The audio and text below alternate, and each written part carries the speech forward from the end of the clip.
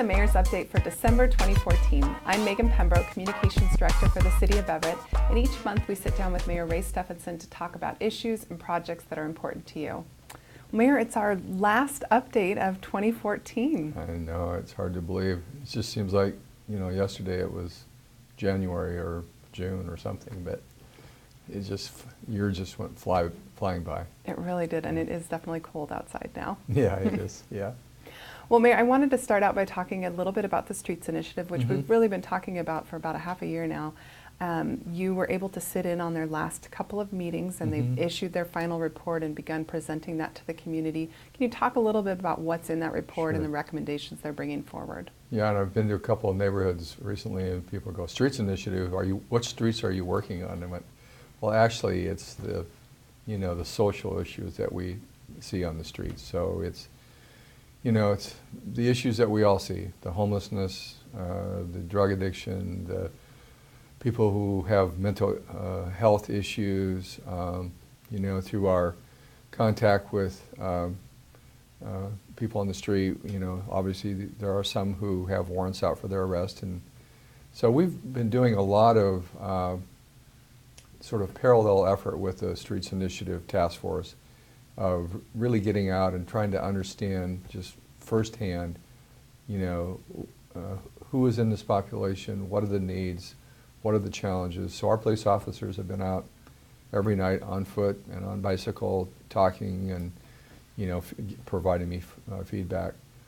But we brought, as you know, 23 citizens together about 6 months ago.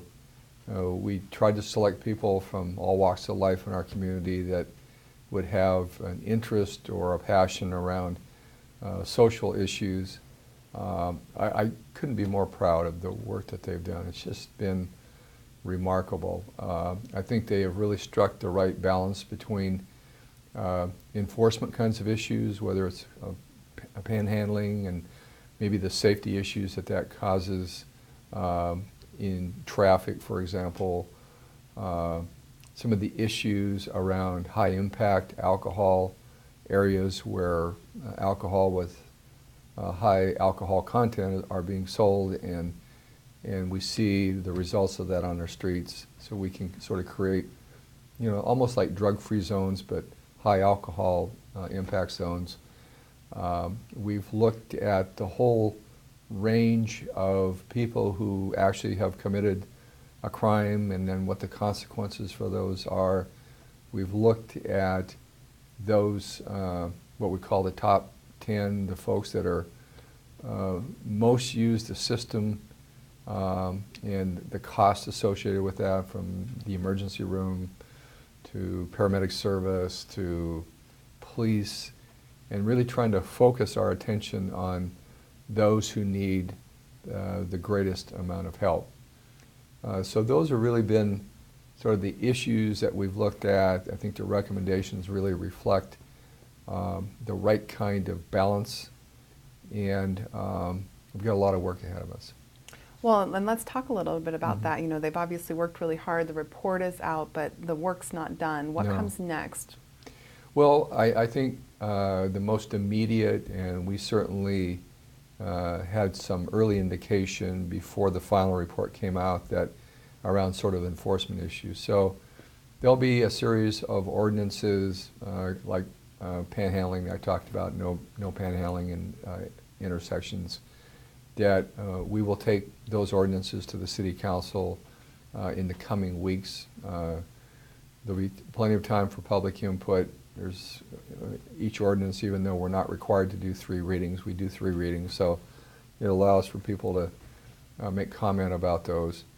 But we are absolutely committed to sort of the longer term fixes that are necessary, which are the services that are critical to rebuilding a lot of people who are down on their luck, sort of rebuilding their lives.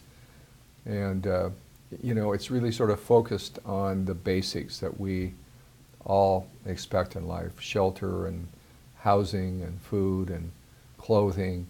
And so I really view this as not simply a City of Everett problem. It clearly is a regional problem. Most every urban city in the country faces some issues with homelessness and other streets issues. Some more difficult than ours, some less in smaller communities. But I really think that we need to look at solutions countywide, and I'll be asking the county executive and the mayors to join me in looking at this. David Hall, the deputy prosecutor, will be assigned to this and will really be the focus of sort of the longer term solutions that we're going to look at, but and implementing. And I'm very serious about whatever time and energy this is going to take to begin to start addressing some of these issues.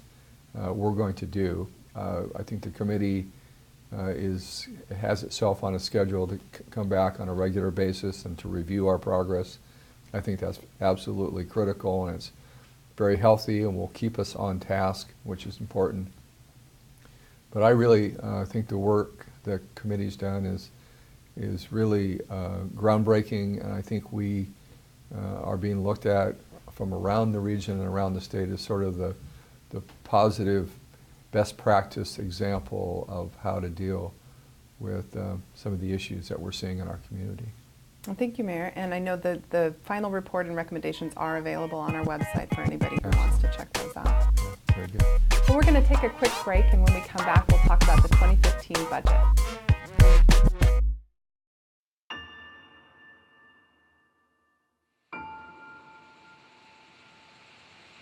My first big wheel. My first snowman. My first bike. My first time riding a horse. My first day of school. My first time fishing. My first time playing baseball.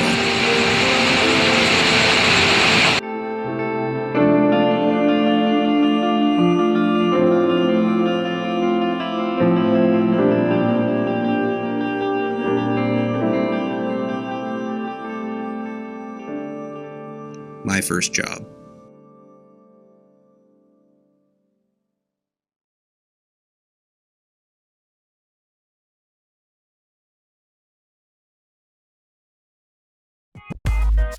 Welcome back to the Mayor's Update.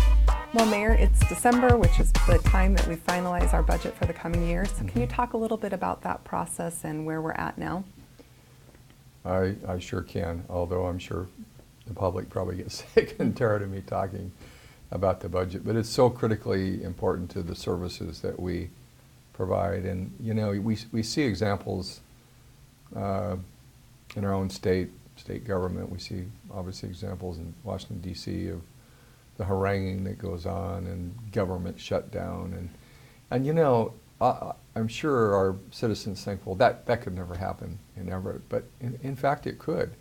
I mean, if we didn't have the support, the legislative support of our council and the affirmative vote on our budget, literally that could happen, and I think that would surprise some folks. So the 2015 budget is balanced. I guess that's the first really good news about it. It has to be by law. We're not like the federal government. We must be balanced. And I think the most important thing I can say about the 2015 budget is we took a deeper dive in examining what was in that budget, the services that we provide, the things that we value as a community than any time I can remember in my lifetime. And that was really the structural deficit budget process that we started actually last November 2013, concluded in June. I think what we repeatedly heard from our citizens when we started talking about the possibility of service cuts, impact on public safety, parks, the arts, is that they really valued the services that we provide. You know, for some it was the Forest Park swim centers. For some, horticulture and the arts and and the music series that we have. And I think for all of us, public safety, critically important that when we call 911, somebody comes a-running to help us. And so what we did and what the council by majority did was support a series of revenue increases that represented about 1/2 of the deficit we faced. We faced about a $12 million deficit for 2015 when we started. We looked at new revenue and fees that brought about half of that for new revenue into the city. And I want to just stop there because for us, for the city, it's really what I would describe as replacement revenue.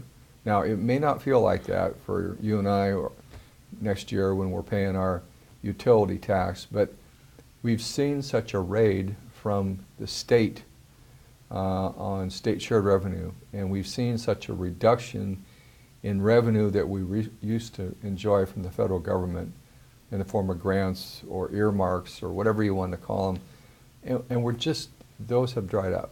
So there's been this huge revenue shift, and at the end of the day, you know, all of us as citizens will be paying more in taxes, but the real anomaly, I think, of this whole thing is that the federal government didn't deal with it. They just started shorting municipal government's money, and the state said, gee, we have this problem, but we don't want to raise taxes, so let's just take local government's taxes. And so we're just sort of like at the end of the food chain. And so when we look at what we do and what it cost us, we don't have a choice. And I think that that's what the majority of the council realized. And I know how courageous they were and what integrity it took to step up and say, you know, we need to provide some additional revenue for the city. The other $6 million, some of it through underruns, a couple $1 million, but we did eliminate another 15 positions. That's after eliminating 25 that were vacant. And so I think we found the right balance in terms of looking for efficiencies and expense reductions, but also looking for some revenue replacement. And I know in the 2015 budget, we're able to restore some funding for some services that we were kind of deferring during the downturn. Can you talk about some of those highlights? Sure. You know, remember, normal recessions probably last, in our history, in our lifetime, 18 months, maybe real extreme situations, 24 months. This was a 6-year recession. I think by all accounts, whether it's a national or state or local level, the deepest recession that we will ever see in our lifetime, I hope. I mean, I hope we never see anything like that again. In the past, what's happened is we've seen a downturn in the economy. We've been able to defer some things. The economy comes back. You know, we may see a 2 or 3 year blip, and then we're sort of back to business as usual.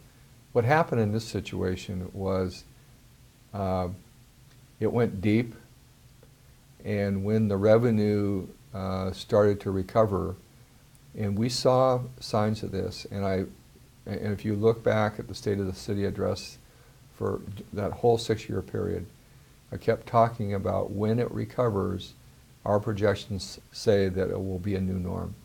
And by that I mean that new norm says it's going to be a lower revenue projection. So here we were looking out in our 5-year strategic plan with revenues projected to grow at about 2.3% and expenses at 4.1. Well, you know, you just do the math. You're just not going to be able to sustain what you're able to do. So what this new revenue has allowed us to do is to begin to restore some reserves. We have a huge vehicle requirement every year, so we're building our reserves back in our fleet. all of our businesses are dramatically impacted with computer services, and we have outdated equipment. We need to build those reserves back, so we've done that. In the area of public safety, a couple things have happened. We've all seen the trials and tribulations at the county jail, but what that means for cities like Everett is we're going to expect another $600,000+ of jail fees in 2015, and I would suspect more beyond. And that's even when we've factored our contract with Yakima, where we can take some of our longer-term prisoners there, and so we've factored that in. But still, we're expecting about a $660,000 increase in jail fees. And then a court ruling said that we had to increase our indigent defense, excuse me, it's hard to say that word for me. And this is the fund that we need to pay lawyers to provide.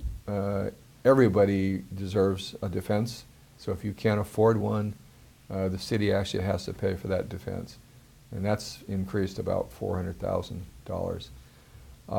The other thing that we did during that recession to keep our budget balanced is we didn't fund our Left One pension, police and fire pension obligations.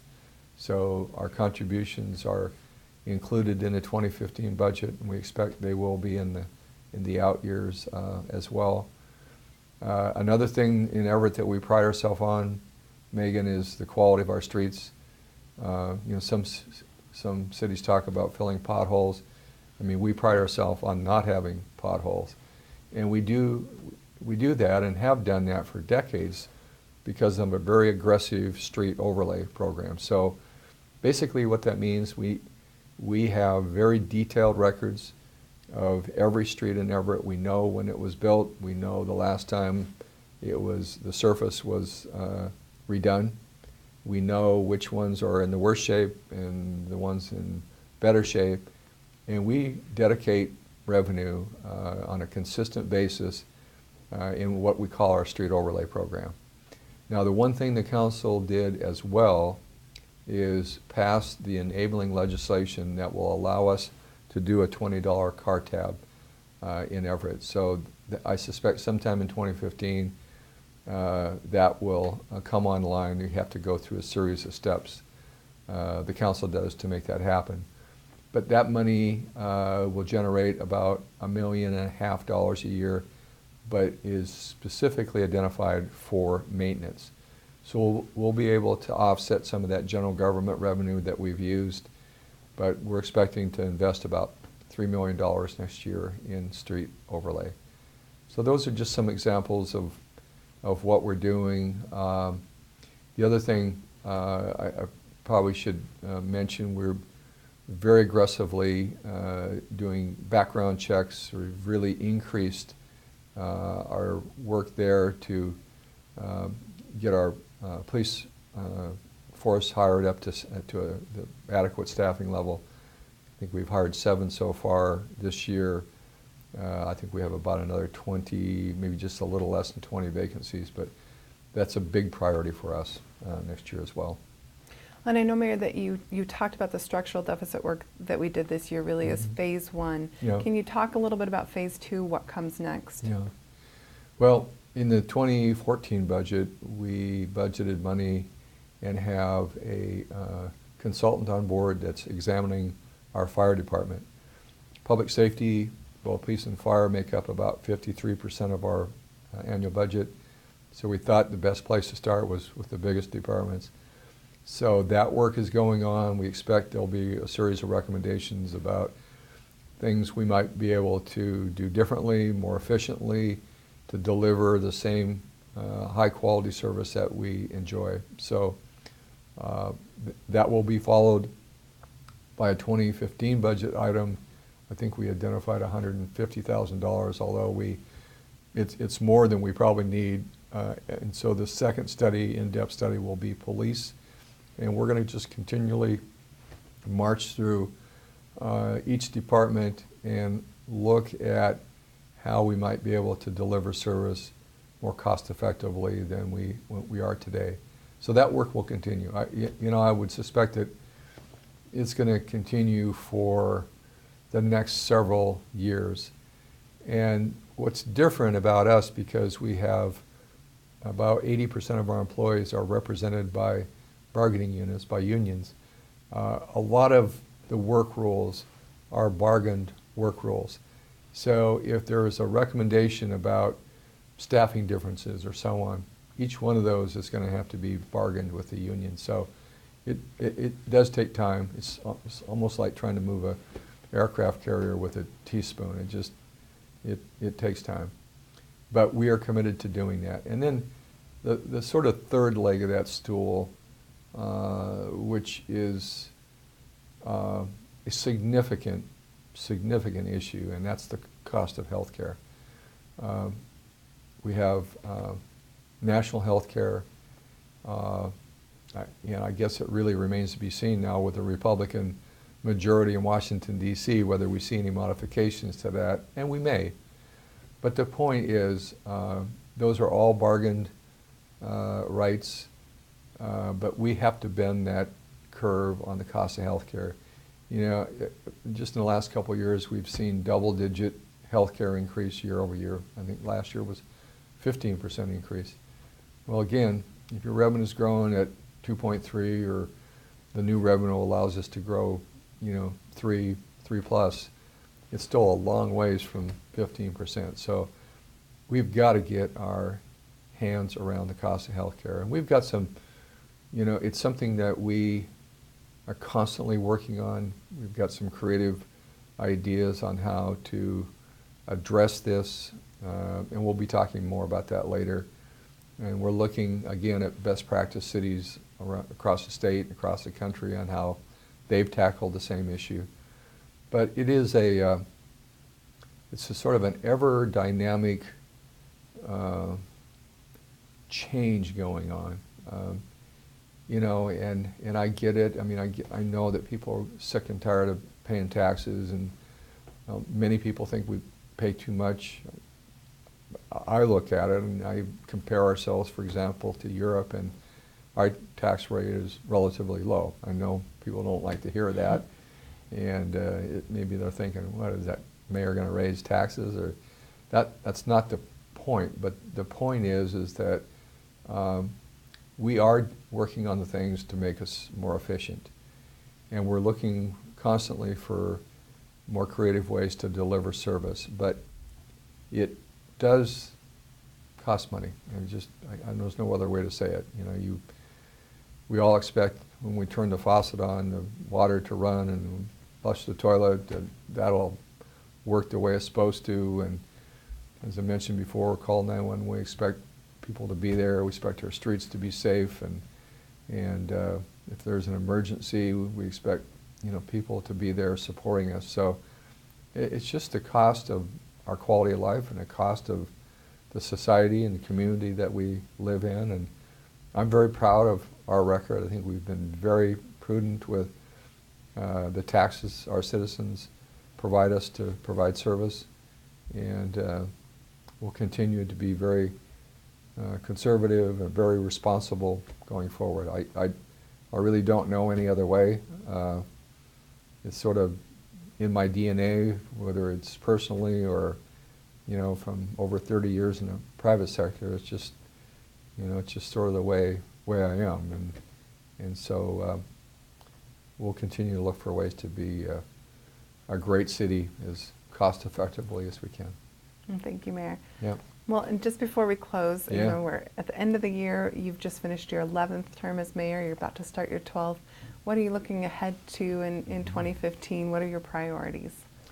Well, I wish for good health for all of our citizens and my family and myself, and so I urge all of us to take good care of ourselves. But there's just so many great things going on. Washington State University, for example, is just on a roll. We'll do a lot of legislative work this year to bring more degree offerings to Everett. We've got a chance to get a piece of that medical school that Washington State wants to do statewide. I think that's very exciting. You know, every great city that I've looked at, there's sort of one common denominator, and that is there's a four-year college in that community. So I think we've laid the foundation. The work that Paul Petrie and Bob Droll are doing is just remarkable. Elson Floyd remains a hero of mine, and I'll never forget his commitment to Everett. So that's going to be a big part of what's going on. Obviously, the Streets Initiative issues that we're working on, I really hope to get some momentum going and something concrete in front of our citizens to think about and to consider supporting. Gosh, we desperately need a transportation package. A lot of our citizens work in Seattle and King County. That ugly commute has turned into an average 140 minutes a day. I mean, you can't live that way. I mean, it's just terrible quality of life issues. So I'll be advocating strongly for legislature to give us authority to do a 2016 ballot measure to get Phase 3 light rail all the way to Everett sooner rather than later. So that'll be something that we're working on. We continue to pay a lot of attention to the Navy. The Nimitz will be going in for a long maintenance cycle. 2 frigates now have been decommissioned. We're expecting a destroyer replacement next year, and then I think one in 2016 and one in 2017. So we'll see the build back, I guess, of the Navy and the sailors there as well. And then, you know, I would invite anybody, drive downtown and look at all this incredible construction. We're going to get the farmers market downtown will come online, 220 units of apartments. There's other apartment complexes going. The Hampton Inn is open. The Marriott Courtyard is under construction behind the police station. It's a busy place. Riverfront is going. The residential piece will start in next year on the Simpson site. The port is working on their re-approval of their comprehensive plan for the port development. You know, the thing that after 11 years I have to keep reminding myself is that, you know, I'm an impatient person. I expect this stuff to just sort of happen. You know, we talk about it, we plan for it, and let's go and let's get it done. But first of all, government's about process, so it's slow. And secondly, I just hope that this economic recovery will continue, because that will really give us the sustainability of keeping these developments and private sector investments going. But we could see another dip in the economy and things slow for a while. Another important thing, and I've been an advocate for this for 11 years, is we need commercial air at Payne Field. I'm hopeful next year we'll get a break in a private sector company building a terminal and starting commercial scheduled service at Payne Field. So it's a whole lot going on, and there's never, as you know, there's never a lack of things to do. There's always a challenge. So, and you know, this is sort of all the big stuff that we work on, and then, you know, every day there's something going on. And we were talking earlier, we're just a city, a company's this way, we're just sort of a microcosm of society. We have all the really wonderful things that happen in society, and we have our challenges. So we just, you know, keep our head down and keep moving ahead. Well, thank you, Mayor, and we do have a lot to look forward to in 2015.